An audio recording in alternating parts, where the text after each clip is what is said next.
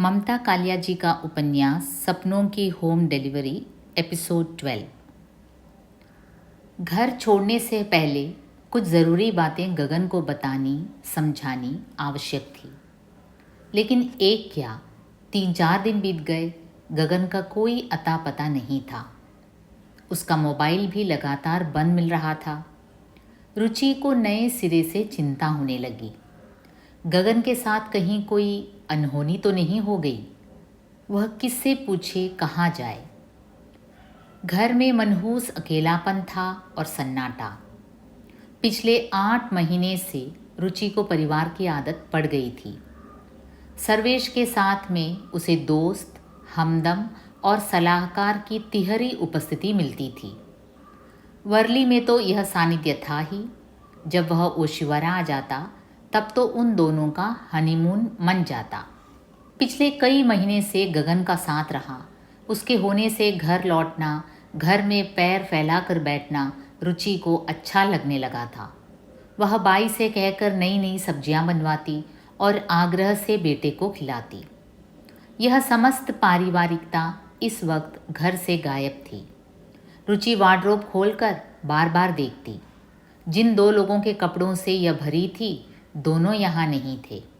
कपड़ों में उनकी गंध थी, उनका स्पर्श था और उनकी प्रतीक्षा थी। रुचि की आंखों से नींद उड़ जाती। अपने आगामी जीवन पर विचार करते वह दूसरी बार जीवन की बाजी हारना जानलेवा अनुभव था। प्रभाकर से अलगाव के समय उसके अंदर आक्रोश की आग के साथ आत्मविश्वास का उत्ताप भी था। आर्थिक रूप से निराधार होते हुए भी उसे लगा था कि जालिम इंसान के साथ रहना एक जलालत है। आज उसके पास पर्याप्त धन साधन थे, लेकिन उसका मन डगमग नैया बना हुआ था। 4 दिन के एकांतवास के बाद उसे लग रहा था कि कोई कमी उसी में है जो रिश्तों में फांक पैदा हो जाती है। सन्नाटे से तंग आकर एक दिन रुचि ने सोचा लैपटॉप पर अपना काम करे। कई पत्रिकाओं में उसे अपने कॉलम की अगली किस्त भेजनी थी। अपनी आगामी पुस्तक भी वह उसी सिस्टम की विंडोज़ में टाइप करती थी। अपनी ईमेल देखने के लिए उसने इनबॉक्स खोला तो उसकी हैरानी का ठिकाना न रहा। सिर्फ 11 घंटे पहले सर्वेश नारंग ने उसे ईमेल किया था।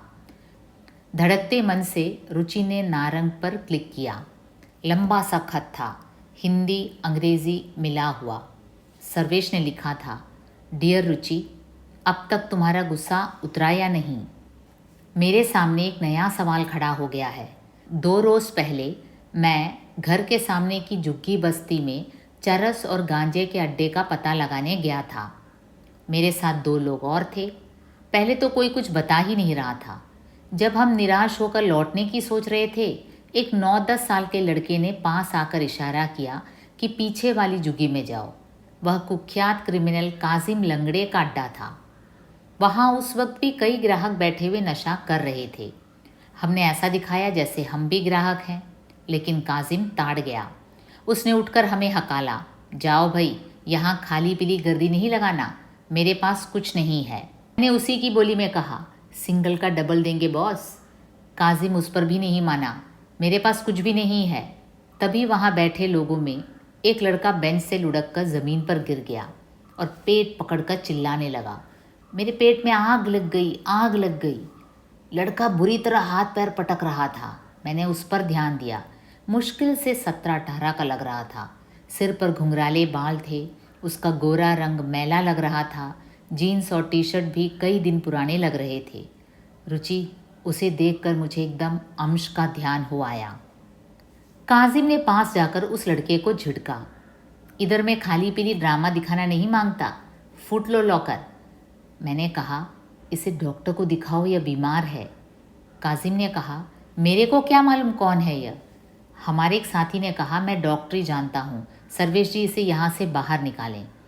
किसी तरह उस लड़के को खींच तान कर गाड़ी में लादा और डॉक्टर देशपांडे के दवाखाने पर ले गए। डॉक्टर ने लड़के की आंखें देखते ही कह दिया, नशे की ओवरडोज ले रखी है, इसका इलाज मैं क्या करूँगा, इसे जीवन ज्योति सुधार घर में दाखिल कर दीजिए, नशेड़ियों का इलाज वहीं पर होता है। अब तक लड़का बेहोश हो चुका था। हम लोगों की तबीयत तो हुई डॉक्टर के फाटक पर ही उसे डालकर वापस चले जाएं, ऐसा हम कर नहीं सके। मुझे बराबर अंश की याद आती रही। सच कहूँ तो किसी अच्छे घर का लड़का दिखाई दे रहा था वह। पता नहीं कौन है उसके अभागे माँ बाप। सुधार घर में मरीज दाखिल करने की लंबी चौड़ी नियमावली होती है, तो यही तय हुआ कि मेरे घर की बैल्कनी में इसे लिटा दिया जाए। जब इसे होश आएगा अपने घर चला जाएगा। बीजी को तो जैसे एक काम मिल गया, कल से उसी में लगी है। अब उसे थोड़ा होश आया है, लेकिन वह अपने बारे में कुछ नहीं बताता, गुमसुम पड़ा हुआ है। मेरा सुझाव है तुम एक बार घर आकर बीजी को समझाओ कि उसे जाने दें। आखिर हम पराये लड़के को कितने दिन अपने यहाँ रख सकते हैं। उन्हें तो हर लड़के में अपना पोता नजर आने लगता है। ईमेल पढ़ते हुए रुचि के दिमाग को कई झटके लगे। इतने नाटकीय घटनाक्रम की तो उसे कल्पना भी नहीं थी। पता नहीं कि अनजान प्राणी को घर ले आए हैं ये। यह देखकर रुचि को अच्छा भी लगा कि सर्वेश ने उसी खुलूस के साथ उसे खत लिखा जो उसकी शख्सियत का हिस्सा थी, बिना किसी तलखी या तेवर के, बिना शिकवा शिकायत के। थोड़ी देर के लिए सभी व्यंजन विधियां भूल गई रुचि। बड़ी तीव्र उत्कंठा हुई अपने घर पहुंचने की।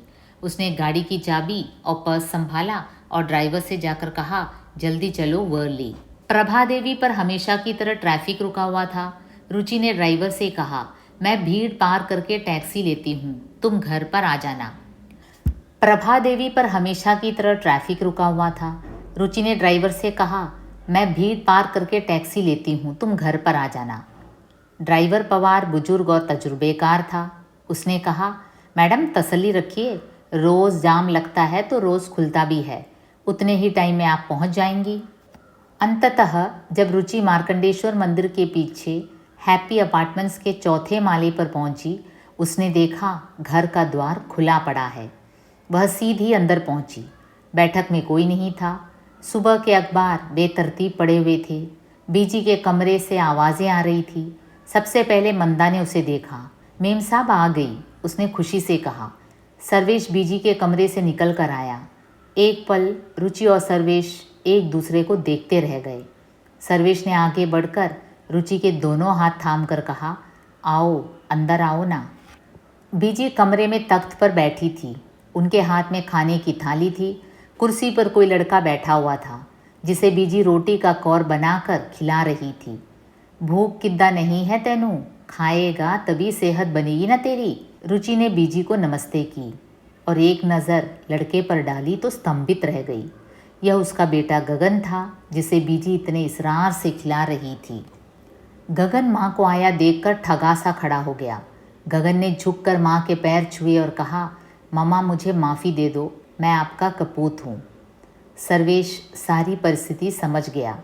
बीजी ने कहा, रुचि यह तेरा मुंडा है, तूने कभी दसिया ही नहीं। कमरे से बाहर साथ निकलते हुए सर्वेश ने धीरे से कहा, तुमने यह क्यों नहीं बताया कि तुम्हारा बेटा भी नशे की चपेट में है। तुमने मौका ही कहाँ दिया सर्वेश, रुचि ने अफसोस से कहा।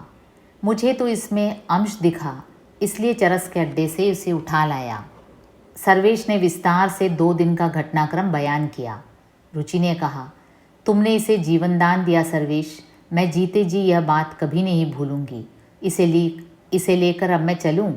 सर्वेश उसकी आंखों में देख रहा था। उसने कहा, कहाँ जाओगी? उस मनहूस मकान में जहाँ परिवार का एक भी प्राणी नहीं रहता। यह तुम्हारा घर है, मैं तुम्हारा हूँ, बीजी और गगन भी तुम्हारे हैं। मुकेश का गाया एक गाना याद आ रहा है, मेरा घर खुला है, खुला ही रहेगा तुम्हारे लिए, हम सब साथ रहेंगे, ज़्यादा नहीं बस कभी कभी लड़ेंगे। रुचि मुस्कुरा दी, तभी तो तुम मेरे 15 अगस्त हो सर्वेश।